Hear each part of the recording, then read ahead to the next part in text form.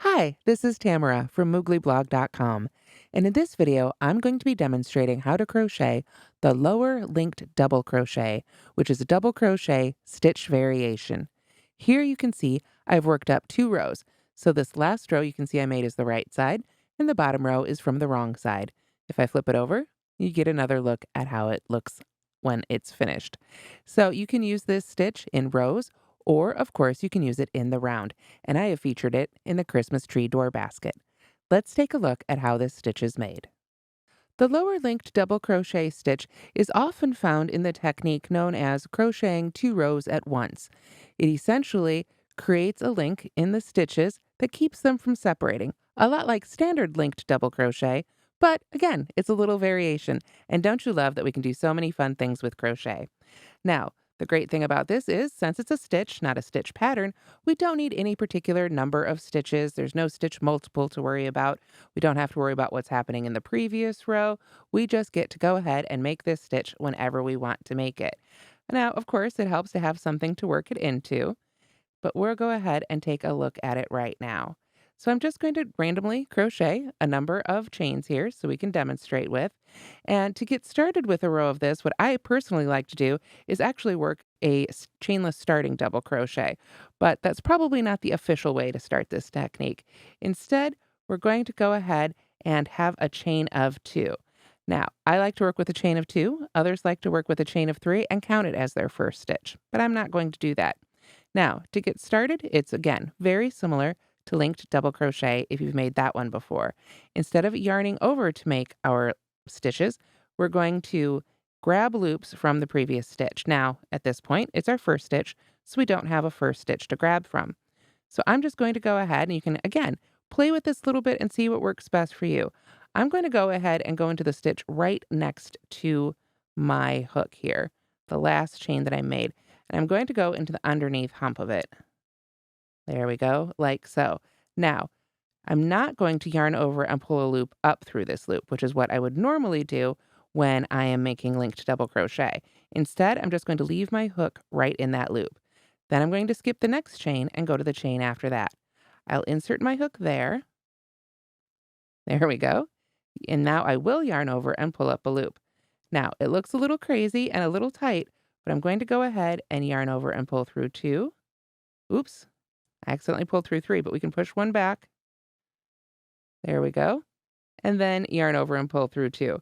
So we finish it off like a standard double crochet.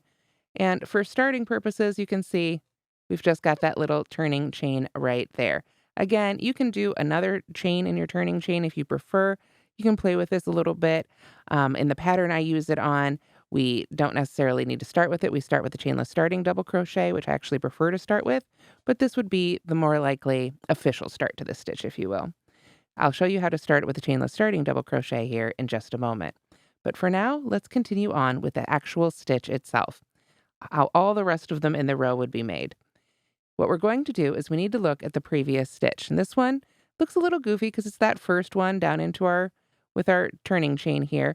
But what we're looking for is that the bottom half of the stitch, there will be one leg here on the side. It'll be on the side facing the direction of your work. So if you are right-handed, this would be the left side. If you are left-handed, this will be on the right side. What we want to do is we want to insert our hook right under that loop right there. Leave it there. Don't yarn over and pull up a loop and go into the next stitch. In this case, it's a chain. It could be any stitch, whatever row we're working into. Yarn over and pull a loop up through that stitch. And now we've got 3 loops on our hook. We've got our active loop. We've actually got that loop from the previous stitch and the loop we now pulled up from the next stitch of the row below. But we work it off just as a standard double crochet. We yarn over, pull through 2, and yarn over and pull through 2. Let's do a couple more. Again, I want to look at the previous stitch I just finished and look for those 2 vertical bars here at the bottom half of the stitch and pick up the one to the side on the side of my work. Do not yarn over and pull up a loop. It can be hard to stop yourself. That's what instincts say, but we just leave that loop right on the hook. Go to the next stitch, yarn over and pull up a loop, yarn over and pull through 2, yarn over, and pull through 2. And we can just keep working across just like that. We pick up that loop and then go to the next stitch. Pull up our loop through the next stitch, then yarn over and pull through 2, and yarn over and pull through 2. And this is going to give us double crochets with a slightly different look. It's got a great bit of texture. That's why I used it for the Christmas tree door basket. It's also got a little bit of stretch. Now I worked it into some chains, so that's limiting the stretch here, but it is a really lovely stitch with some great texture. And again, it doesn't matter what's going on around it. As long as you've got another double crochet you can grab that loop from, you can make it in any number, in any type of pattern, in the round or in rows. So I'm going to make one more here. Oops, I grabbed the wrong bar there. And this is something to watch for. We want to stop and take our time and make sure I get the right bar on that one. There we go. And then into the next stitch, pull up our loop, yarn over and pull through 2, yarn over and pull through 2. And now I want to show you how I begin this stitch when I use a chainless starting double crochet instead, which I think is a little bit easier and gives a little bit of a nicer finished look. What I'm going to do now is I'm going to, rather than doing a little chain here, I'm going to pull up the loop on my hook, the active loop, to about the height of a double crochet, maybe just a little bit taller. This yarn I happen to be using is a little bit stretchy, so that gives me a little bit more room. Now what I'm going to do is I'm going to secure the top of this loop with my finger so that it can't spin around on the hook itself. Then I'm going to go down and around to yarn over with that loop. Let me show you again. I secure the top of the loop and yarn over with the loop itself. Then I insert my hook right in that first stitch, yarn over, pull up a loop, yarn over again, pull through that loop and behind our yarn over, and now you can see I've got just 2 loops left on the hook, so I will release the top of that loop, yarn over, and pull through the last 2. And now I have something that I think looks a little bit more straight up and down, a little bit more like a double crochet, and it gives us a great start for our lower linked double crochet. So now, again, I'll go back to what I was doing on the first row. I want to come down here to the bottom half of the stitch and look for that loop right here. I'm going to insert my hook right under that loop, leave it there, then insert my hook in the next stitch, yarn over and pull up my loop, yarn over, pull through 2, and yarn over and pull through 2. And now I can go right back to making as many lower linked double crochets as desired.